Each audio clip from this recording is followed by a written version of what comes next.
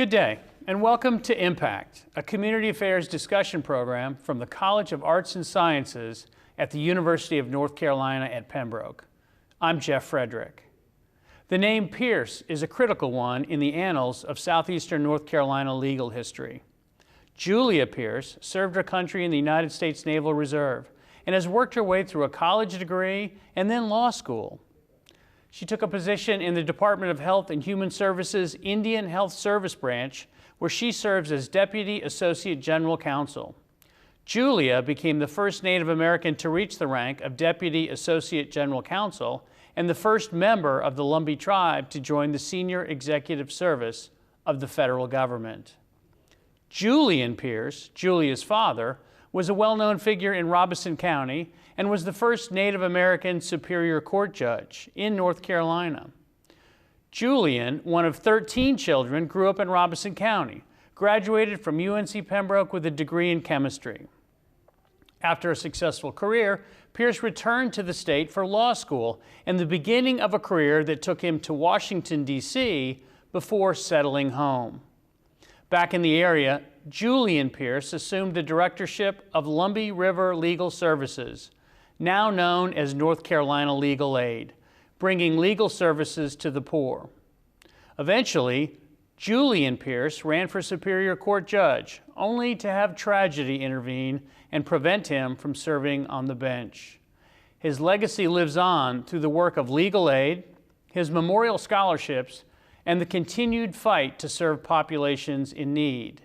Today, daughter Julia carries the family name into courtrooms and policy discussions as she works to ensure health care for Native Americans across the country. My guest today is Julia Beach Pierce. Welcome. Thank you. Welcome home, I should say. Thank you so much. So hopefully I've got the title right. Deputy Associate General Counsel for the Indian Health Services Branch of the U.S. Department of Health and Human Services. You do have it right. So let's start as broad as possible. Talk a little bit about what Health and Human Services does.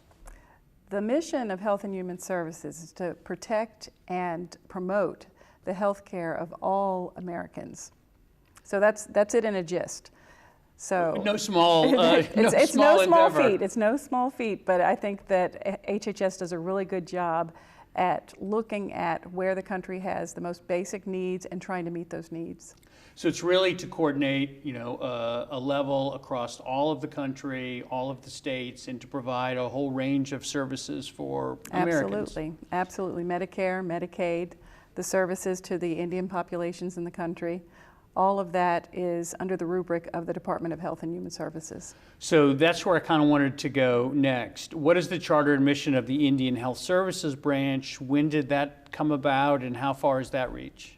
Well, the Indian Health Service is an agency within the Department of Health and Human Services, of course, and their mission is to increase the health status of the Native Americans in the country to the highest level possible.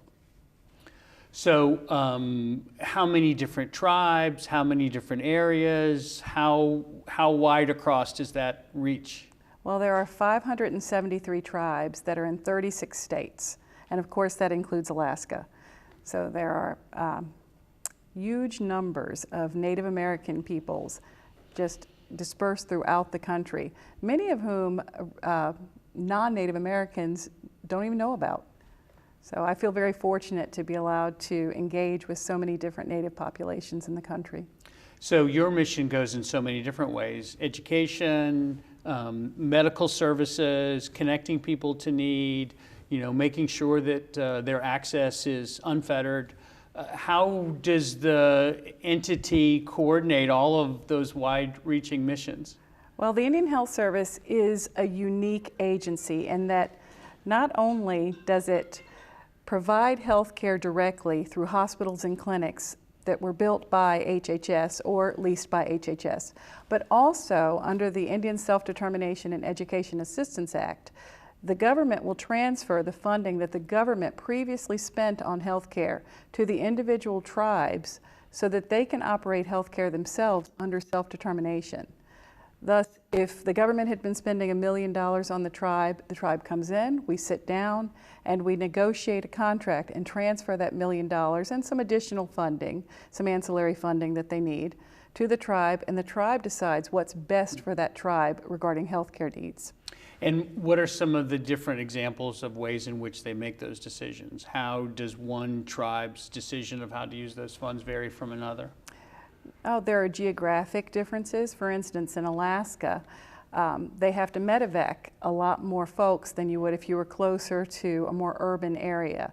So due to weather conditions and geography, a lot of folks are on islands, they have to use air transport in a way that the lower 48 tribes don't have to. Now, do some of the tribes that have permanent reservations vary in some of the use of the funds from those that don't? There are many tribes that don't have reservations at all.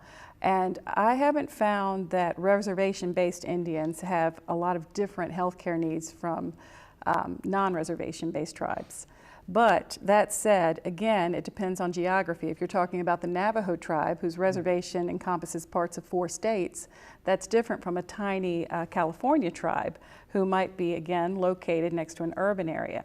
So they wouldn't have the same kinds of needs because they'd have more access to different sorts of medical facilities than would the Navajo. Now, do you get to leave the confines of the office from time to time to go out and visit where these individual tribes are functioning and to evaluate them firsthand? Well, I do get to go out sometimes. I used to go out more to Indian country when I was the lead for the attorneys who negotiated those contracts. So we sit on a team. They bring out an accountant and they bring out a lead negotiator, and of course legal is part of that team. So we would go out and we would sit down with the tribe's representatives, usually the head of their health component, sometimes their tribal chairman, and we would just negotiate in Indian country. Now, since I'm the branch chief, other people travel more than I do, but I still go out for major events. For instance, next week I'll be going to Albuquerque with the senior staff of IHS. Now, with all that wide range of different tribes and different geographies and different activities, what are some of the things that have given you the most satisfaction to work on? There is no doubt that the most satisfaction I've gotten from this job is transferring the government's funding to tribes. So the government transfers about $2.5 billion to these tribes so that they can operate their own healthcare systems. And watching a tribe embrace self-determination, self-governance, and really cause their community to thrive and grow and meet the healthcare needs of their own people is an incredible experience. I've been very privileged to be able to do that. Has the amount of funding grown over time? Incredibly. Yeah. In the last 10 years, it has grown exponentially. I believe the president's budget for 2020 was $7.3 billion for Indian Health Services. So yes, it has greatly grown, but the needs have grown. While IHS has done a tremendous job meeting the needs of the Indian population groups, the population has expanded, healthcare costs have gone up, drug costs have gone up, so tribes really need more funding than they're actually getting. But we are limited, of course, by what Congress determines is the appropriate amount of the appropriation. And as we all know, with no judgments intended, events in D.C. and attitudes change from time to time. Absolutely. Making your job occasionally easier and occasionally a lot harder. Absolutely. Most of the problems we have with tribes are funding-based problems. A tribe feels that it's not getting enough funding due to the fact that enough wasn't appropriated, or that they don't agree with the formulas used to disperse the funding. And sometimes even if they get the amount of funding that they might have asked for, they find out that the nature of the problem really can't be covered even by that. That's absolutely true. And then when they come back and ask for more funding, the IHS is put in a difficult position because they have to determine what is this tribe's share of that funding. Because if you take funding from another tribe to give it to the tribe in need, now you've got another tribe whose needs might not be met. It's way more complicated than just saying there's a pot here and let's divide by 573. Absolutely. They use user pop numbers, they use other formulas. It's incredibly complicated, and I'm very glad that I don't have to do that math. So speaking of 573 tribes and federal recognition and acknowledgement, the Lumbee tribe has unfortunately had to deal with any number of challenges regarding the difference between acknowledgement and recognition and all that plays out. And some of this goes, as many of our viewers understand, from 1956 piece of legislation, which says, in part, nothing in this act shall make such Indians, referring to Lumbees, eligible for any services performed by the United States for Indians because of their status as Indians, and none of the statutes of the United States which affect Indians because of their status as Indians shall be applicable to the Lumbee Indians. So it was almost as if there was a statement of recognition, but on the second half of that was, but no services, additional services. How does the Lumbee tribe fit into the Indian Health Services matrix? Well, the current interpretation of the Lumbee Act by the federal government has led to the understanding that the tribe does not receive these federal benefits, primarily from the Department of Interior, Bureau of Indian Affairs, and the Indian Health Service. So what it's meant in real terms is that we haven't been eligible for the millions of dollars that we would have been eligible for had we had full recognition with benefits. We just mentioned how big the budget is likely to be. That's a lot of money. Mm-hmm. What that means for us is that if we had that funding, we would be able to provide a comprehensive healthcare system for all of our people, providing free healthcare. That would be a huge benefit to this community. Is it fair to say that the problem is not just the missing out on the funding for, say, 2020, but missing out on funding for, at a very minimum, of 60 plus consecutive years? Absolutely. What most people don't understand is that when tribes receive that funding, they do have to put it into the healthcare system, but they also earn interest on the funding, which comes as a lump sum. That funding grows. In addition, they're able to bill third party, so they're able to add to that funding. It's incredible what the Indian Health Service money has done to help communities really prosper. Under the guise of self-determination, that tribes can make their own best decisions of how to use that, and how to use that interest, and how to set things up. So for all of these decades of not having that, would you say that there's some direct relationship between some of the healthcare needs right here of the tribe and this lack of funding? I absolutely would. I think we see what kind of opioid problem we have here, what kind of, it's unfortunate to have to say, but what kind of drug use problem we have here. If we had that kind of funding, we could have, in-house free facilities to combat this drug usage. We could have programs that actually help people not only get better educated, but just understand more what a different mode of eating would do for them, what more exercise would do for them. It just provides the ability to enlighten everyone as to how we could be stronger as a community by first looking at the most basic need you have, which is your health. So, and I know as a historian, I'm always sort of bringing the past in, but this is a clear example of how this piece of legislation from 1956 is affecting people even in 2019. Absolutely. I think that we are affected more now even than we were then. At that point, the government wasn't providing this amount of funding. There wasn't self-governance in the same way. So the fact that the idea of self-governance has grown over these 50 plus years, the idea that all of this funding is coming in, that certainly we have enough business people and tribal leadership who would know what to do with that funding and how to make it grow and how to make it help our community prosper, makes it just, it goes without saying. This is incredibly harmful to our community to not have that full federal recognition. And even outside of the particular healthcare issues, this was something your dad was very passionate about when he was here. Do you have recollections of him working on recognition? I absolutely do. I think my dad understood the benefits that we would get. He worked in Washington, as mentioned, and he did get to see firsthand what sort of benefits the government could give to a community like ours. I don't think he could have understood in 1988 or earlier how much money would be at stake. So. And then it's the compounding nature of that, the ability to earn some interest on that and to develop it and to make those self-determination issues, to budget in effect, to plan for this is a problem we can work on today, this is the problem we can work on in a few years, and to really be able to take ownership through that funding of all of these sort of multivalent problems fitting together. Absolutely, and I think one thing I have not mentioned is that these tribes that receive this funding can also use the funding to serve non-natives. They have to get full cost reimbursement, but that's more money coming back into the tribal community, and health care going out into the tribal and non-tribal components of the community. So it helps everybody. So a different form of recognition, a more full-throated form of recognition, would provide ability for the Lumbee tribe not just to take care of Lumbee people, but of everyone living in this vicinity. Absolutely.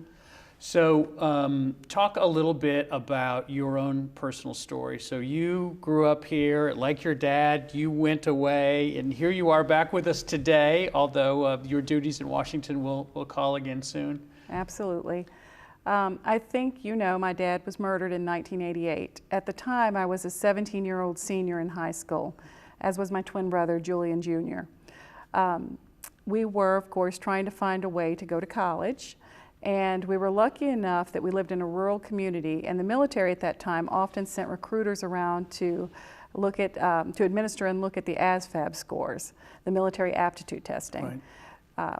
We got a good score, and the military offered us a Navy Reserve scholarship that was robust at the time. It was the Sam Ramp Scholarship, and they paid for us to attend college for 2 years and to get a degree that would be useful to them. So we chose to become X-ray techs, and we went off to basic training and went to some advanced training, and then went to the Medical College of Virginia and began our X-ray studies. We served in the Navy Reserves, and we were able to use our X-ray degree to have part-time jobs and pay for our way through school. And my twin brother is now a doctor.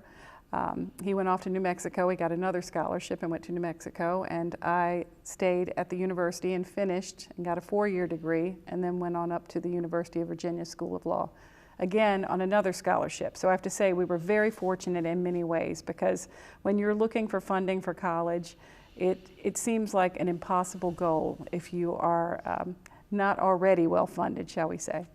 And I was very fortunate to have a lot of different sources and a lot of different people helping me to understand those sources. So you're in the reserves and you're working as an X-ray tech. Mm-hmm. At what point in time did you decide, well, sort of the family business of the legal profession is calling me? I always wanted to be an attorney. So my goal was to start off and try to keep my student loans low so that I could do Indian law. I didn't know how much Indian lawyers made. You know, I didn't even know anybody who practiced Indian law outside of the sorts of law that were practiced here. So I was very fortunate that I was able to have those jobs and get these opportunities and to go forward and actually be able to get a job practicing Indian health law in Washington. At the time, there weren't very many at all. When I joined the Indian Health Service branch at HHS, there were 4 or 5 attorneys. So the fact that there was an opening and that I've been able to spend the last 20 years living out my own personal dream has been kind of incredible. That's amazing. So what are some of the recollections that you have of your dad and some of the issues he was passionate about as it relates to Robeson County and the legal profession? My dad was incredibly passionate about our community. The fact that he left his job at the SEC to return here to be the first director of Lumbee Legal Aid shows that he was willing to make any cut necessary to come back and benefit his community. And I think he did that. He did that in a lot of ways. He helped us desegregate our schools. He helped work on the federal recognition petition. He did even smaller things that were larger in the individual's life, when he helped someone get their disability or their Social Security benefits that had been denied them. He was very passionate about, helping the individual, just as he was about helping the tribe as a whole. He was an incredible human being. And so, as you're going through law school yourself, were you thinking about some of his passions? And obviously, when he returned home to serve the Lumbee community, and your passion in law school to serve Indians as well, did you see that connection as vividly then as it seems like now? I did, and probably more so because he was murdered in my senior year of high school. So I had such a trauma that I wanted to do something to make him proud of me, and something that was more of a, to continue his legacy. So while I didn't know if I would be returning to this community, I knew that I wanted to do Native American law and to continue to build upon what he'd already started. So as I mentioned, I was very lucky that I was able to do that, because I know that a lot of people have a goal and a dream, and sometimes it doesn't come to fruition, and I was lucky that mine did. And the timing of, your father's death, his murder, was related to his running for this Superior Court judge position. Yes, it was. As you know, he was running against Joe Freeman Britt, who was in the Guinness Book of World Records as the deadliest prosecutor. Most of the people he'd put on death row were, of course, minorities. And my father just couldn't see him sitting in a chair judging and sending even more minorities to death row. So he did a very brave thing. He stepped down from his secure job, and he, I guess I didn't mention before, he also dropped most of his life insurance because he couldn't afford it when he stepped down and started to run against Joe Freeman Britt. I think doing something like that takes a special kind of person. He was very, very concerned that, and I'm not trying to offend anyone, but that a very racist person like Britt would have a larger position of power with a larger reach, and more people would die because of it. So he galvanized many locals who saw a tremendous reason to support his candidacy. And then after the murder, an investigation occurred, but officially speaking, the case remains unsolved? It does. One of the things Dad did also while running for the judgeship was he started looking into the local corruption in the county and the involvement of some local police officials. So at that time, Dad believed that there were corrupt police officers who were involved in the drug trade in Robeson County, and he started looking into it parallel with the track of running for judgeship. And you have asked for the case to be reopened. I have asked many times for 30 years. I've gone to a lot of different places, state officials, federal officials, the Department of Justice, newspapers. I will continue asking. It's a hard thing to let go of. Yeah, I can only imagine. What can you tell us about your dad outside of the headlines and out of the tragedies? What were your great recollections of him and the lessons that he gave you growing up? He was a lot of fun. He really loved to joke. He loved his family. He loved to invite folks over and just have a good time. We had one of the few pools in the community, and many, many times we've come home and someone was already in our pool. It became kind of a community pool. People felt free to come to our house, of course, at any time, to drop in at any time. If we were having a meal, they shared that meal with us. And I have to say, that wasn't the atmosphere just created by my father. That was the atmosphere created by my mother also.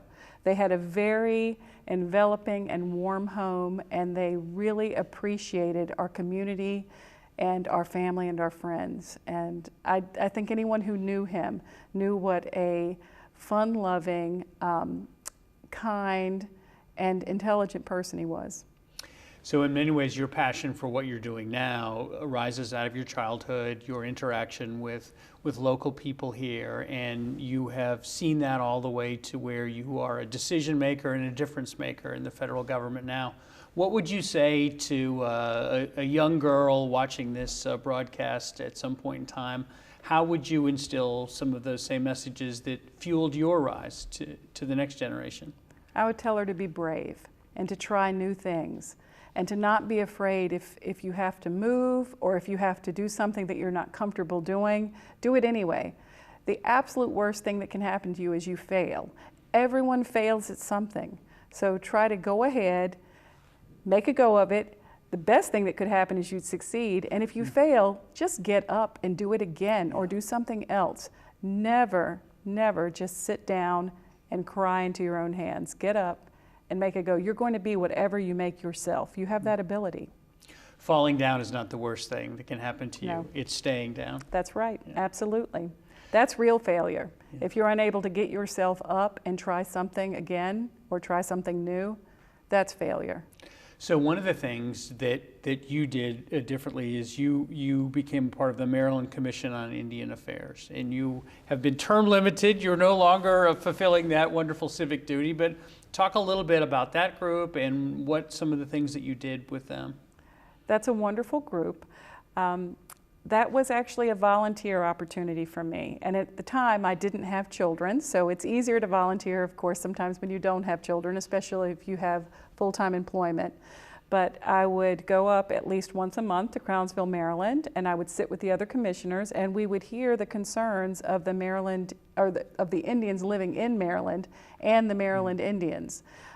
There are no recognized tribes in Maryland, no state nor federally recognized tribes. So we were trying to help the Maryland tribes get that recognition on a state level. That was a very important thing we did. We also did things for the individuals. We would try to ensure that Indian prisoners were being given the right to practice their own native traditions and religions. It was a really interesting and diverse group of folks, and we had a lot of interesting and diverse issues to deal with. So when you're speaking to friends in DC and they say, well, tell us about what it means to be Lumbee, what do you tell them? I don't know how to not be Lumbee.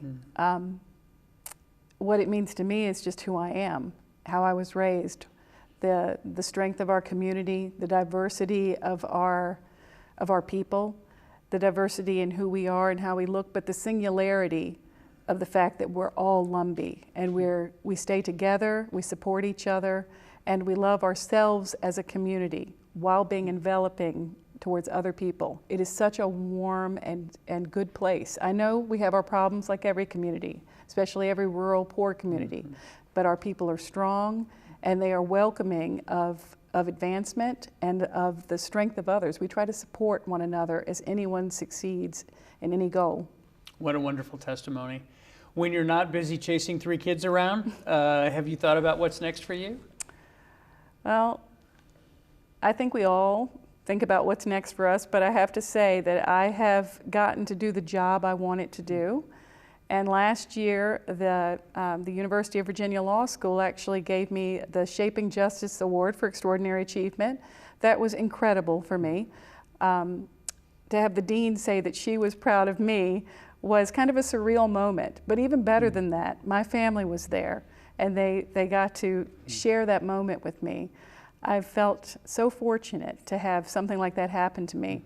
So I would have to say what I would like to see happen is not a personal goal, because I'm living my personal goal. I'd like to continue living my personal goal, but I would hope that something I would say or do would encourage others to live out their personal goal. I don't have any intentions of changing my job. I do hope to continue raising my boys to be good men and be productive members of society. And I hope that I encourage them to give back when they're in a position to do so. And I hope that I can continue to just support my family and friends and community to the best of my ability. Julia Pierce, thank you for a wonderful half hour, for telling your story, for your passion, for your people, and for your community, and for the good work you're doing. Thank you so much for having me. I have thoroughly enjoyed it, and I really appreciate the opportunity. Join us again next time for another edition of Impact.